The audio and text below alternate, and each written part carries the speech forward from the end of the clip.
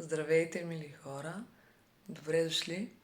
Аз съм Калина Любенова, Омана, и ви каня в моето пространство за осъзнати избори, за грижа към себе си и вътрешна яснота. Спокойно, без догми, без крайности, с уважение към пътя на всеки един. Тук ще споделям какво реално работи при мен, за мен, моите близки, моето семейство, приятелите ми, клиентите, пациентите, всички тези хора, с които се обменям в ежедневието, като жив опит и практически насоки, които можете вие да прилагате във вашето ежедневие.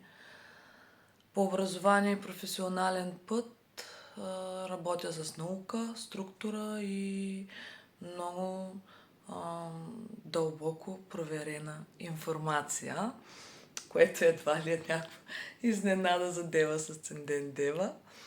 А заедно с това вървя по пътя на вътрешното познание и преживяването. Онова живо осъзнаване. Магистър кинезитерапевт съм, преподавам йога и съм треньор по емоционална интелигентност.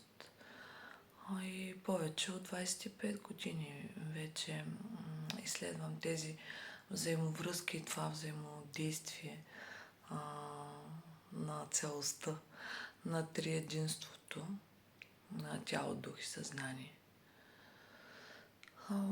Това е мястото, от което днес живея, работя, чрез БЕМ-терапия, индивидуални програми за преструктуриране на съзнанието.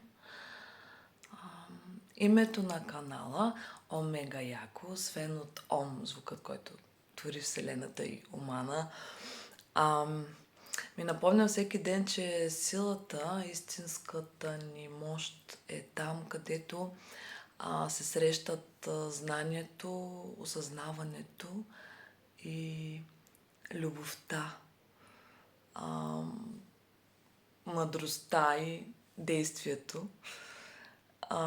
И че сме тук за радостта от живота и нищо не е чак толкова сериозно. Тук ще откриваш знания, лични истории, практики, не за да ти казват как трябва,